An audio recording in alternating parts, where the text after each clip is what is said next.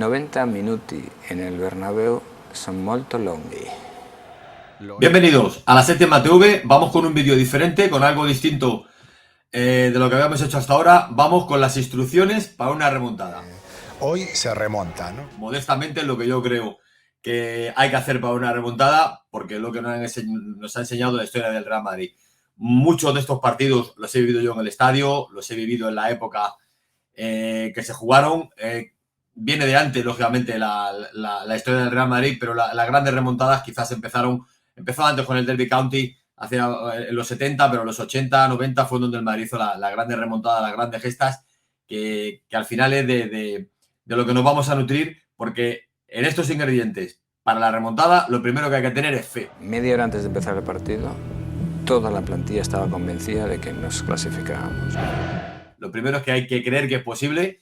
Sabemos que el partido en Londres fue absolutamente desastroso. Y ahora como la liturgia de a ver cuánto nos meten, que ya vendrán. Pero también sabemos que si hay un sitio, si hay un equipo que lo puede conseguir, es el Real Madrid, y si hay un sitio, es el Bernabéu, donde es el lugar perfecto para que sigan pasando cosas mágicas. En el Santiago Bernabéu es el lugar en el que los sueños se cumplen. Por lo tanto, vamos a empezar con esta serie de vídeos. Este es el capítulo 1. No quiero ser pretencioso ni osado, pero creo que son las instrucciones para una remontada. Y vamos a ver lo que opinan los jugadores que fueron protagonistas de esa remontada, cómo lo hicieron, cómo se gestaron esas remontadas y lo que opinan los jugadores de ahora. Y vamos a ver si se puede transmitir ese sentimiento del Real Madrid, esa costumbre, esa tradición que tiene el Real Madrid y en realidad lo que es el Real Madrid, que es la entidad deportiva más grande del mundo. Vamos a ver si esta gente más veterana le puede transmitir a la plantilla actual la capacidad de poder remontar y de hacer que todo el estadio crea. Creo que hay muchos ingredientes y uno de ellos es que la gente crea. Hay que creer en que la remontada es posible. Sabemos que está complicada, pero no imposible. Que ellos fueron partidos a los que les caba la palabra épico. Conforme se iba acercando el día del partido, pues la dificultad tan grande que se veía de poder remontar un 2-0, un 4-1, etcétera, pues se iba empequeñeciendo, ¿no? Camacho era el hombre de las arengas a este grupo y ahí se respetaba mucho esa jerarquía un poco cuartelera. Y ahí comenzó la leyenda del Bernabéu.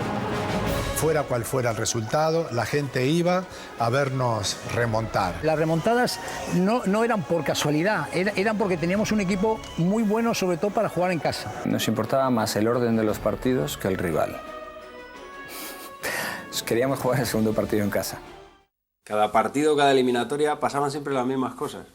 Perdíamos allí, estábamos hundidos en el vestuario, ya entraba Juanito y Camacho te agitaba. ¿Cómo has permitido eso? Allí no lo puedes permitir. ¿No? Ya era como... Después de una dura derrota en San Siro, camino del vestuario, Juanito obsequió a los jugadores del Inter con una frase inolvidable. 90 minuti en el Bernabéu son molto lunghi. Lo eran.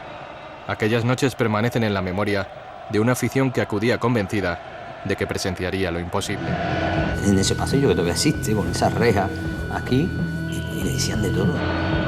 Tómata, escupían ahí al suelo. Me acuerdo que ya Juanito se tiraba contra la gente. Al contrario, le miraba como diciendo, este hombre tan bajito, ¿cómo es posible que sea capaz de transmitir eso? ¿No? Los primeros 10-15 minutos eran importantísimos, ¿no? La primera falta, el primer tiro, la primera presión al árbitro. Había que ir con todo a por ellos para que vieran que eso no iba en broma. Los ingredientes son muy variados, como podemos ver. En el Real Madrid hay jugadores de todas las clases, pero quizá la raza que tenían los jugadores de hace unos años, de los 80 a los 90, no las tienen ahora, ¿no? Hay muchísimos ejemplos de esto. Daba igual haber caído por 2 o más goles en la ida. La presión que hacían las 120.000 personas que había en el campo. Y sabíamos que aquí en el Bernabéu teníamos muchas posibilidades de superar. Perder 3-0 en Copa Europa, bueno, Copa Europa, era la Copa de la UEFA, pero en Europa es un resultado terrible. Camacho a las 7 de la mañana venía a tu habitación y te preguntaba, ¿cómo vas a cabecear esta noche? Y tú en la cama hacías así, dice, no, de pie, y te hacía levantar de la cama, cabecear. Y luego vete a dormir otra vez. Y decía, hoy vamos a remontar. Y digo, hay un problema, ¿eh? que os han ganado 3-0 y como os metan un gol, y entonces oí por ahí una voz que dice, es igual, si ellos meten uno, van a venirles dos detrás ahí. Cómo los jugadores españoles y los extranjeros se fundían en una sola camiseta y cómo le apretaban a los contrarios y se acuñaban frases como esas noches épicas o el miedo escénico, ¿no? Uno de los datos de este partido fue como después del partido le preguntaban a Saka sobre la posibilidad de que el Madrid pudiese remontar el partido después de haber ganado 3-0. Algo que parece inaudito, pero se lo preguntan porque eso es el Real Madrid. Hacer las cosas imposibles, hacerlas posibles. That things happen that is crazy.